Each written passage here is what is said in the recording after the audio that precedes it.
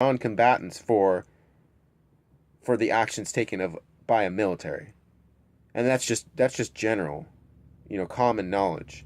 That's part of the Geneva Convention. You don't punish non-combatants for something that the military did, you know? And a lot of people don't get this. Um, but it's just one of those rules of war. Um,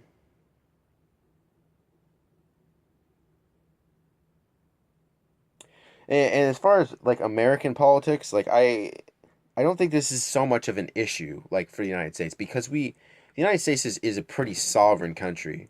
We're pretty sovereign as far as our rights are concerned. Americans pretty much stand up for their rights. And we don't really tolerate people telling us what we can and can't do. Uh,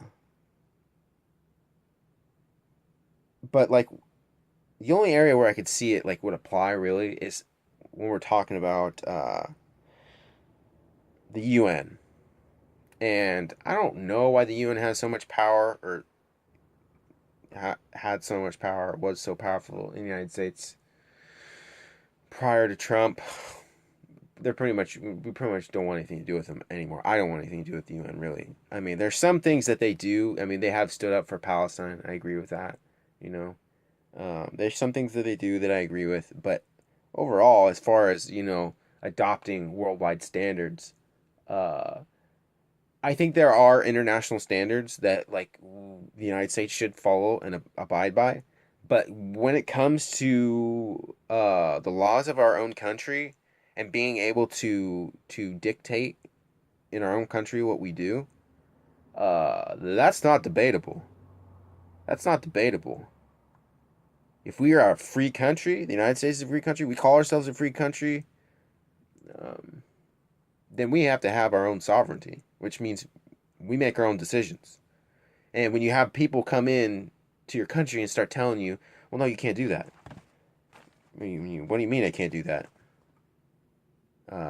We're a sovereign country. What the hell do you mean I can't do what I want to do on my property? What do you mean I can't put a rainwater collection uh, receptacle on my property?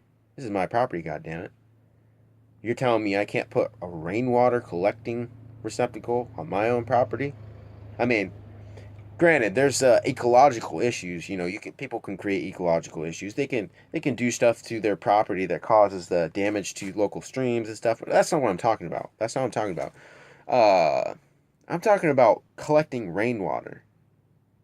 And there's people in the United States that have been put in jail for that. Why is that? Why is it a crime to collect rainwater? Why is it a crime for an American citizen to make modifications to their home to enable them to collect and reuse rainwater so that they have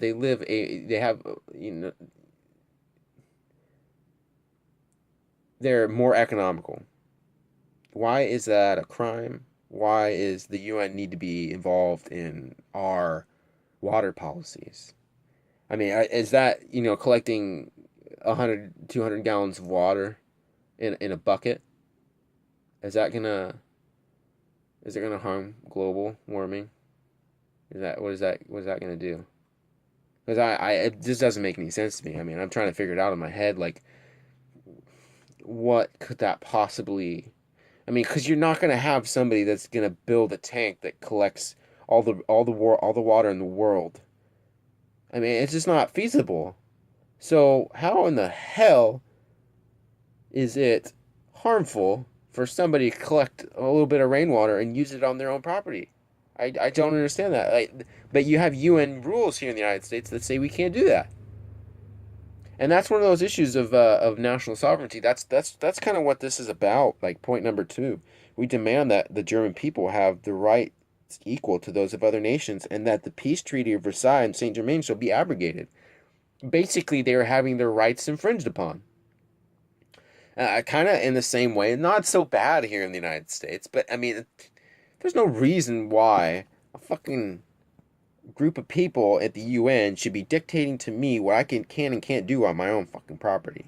I mean, let's just be real about this. I mean, when you have people in another country or another a world group, excuse me, telling you what you can and can't do in your own country, that's not freedom. I mean, does that sound like freedom? It doesn't sound like freedom to me. I mean, let's just be real honest about it. I mean, that sounds like we have a problem. So, I mean, maybe we say we're fighting for freedom, but if you don't have the freedom to collect a bucket of rainwater on your own property, are you really free? Are you really free? Let's just let's move on. Uh, Number three. I'm gonna try and keep this as short as possibly can. We demand land and territory colonies for the maintenance of our people and the settlement of our surplus population.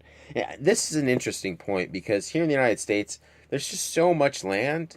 I don't see us running out of land anytime soon.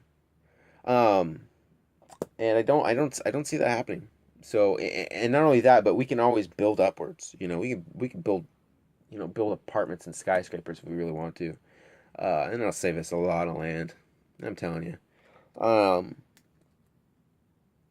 As far as demanding land and territory for the maintenance of our people, what was happening actually in Germany, which is interesting. I never really thought about this, but a guy talks about this. He says that there was such an influx of foreigners, especially, it's interesting, especially Jewish people, flooding into Germany prior to um, part of the Weimar, deal, but also prior to 1933, that Germans were actually being displaced from their homelands just because there wasn't enough room for people to live. There wasn't enough land and all these different things. You never would have had this point where it says in number three, we demand land and territories, colonies for the maintenance of our people and the settlement of our surplus population. If there wasn't a population problem taking place at that time, you wouldn't have that statement in there because it'd just be a waste of space. It'd be like one less point. It'd be the 24 points. But because you have this point in here, it shows you that there was a problem uh, prior to these statements being made. You never would have had that in there if there wasn't this problem before. So what's interesting is that I mean, like I don't think it so much applies to the United States. It may apply to other places, but it's an interesting point. As far as demanding land and territories, uh, I don't really see that a need for that here in the United States because there's just so much land and property. I mean, but the problem with the United States is that it is so expensive, so costly to get land, and then to um, and then to build on it with all these different regulations. I'm not opposed to regulations. I'm not opposed to regulations. But when you make things so difficult for your people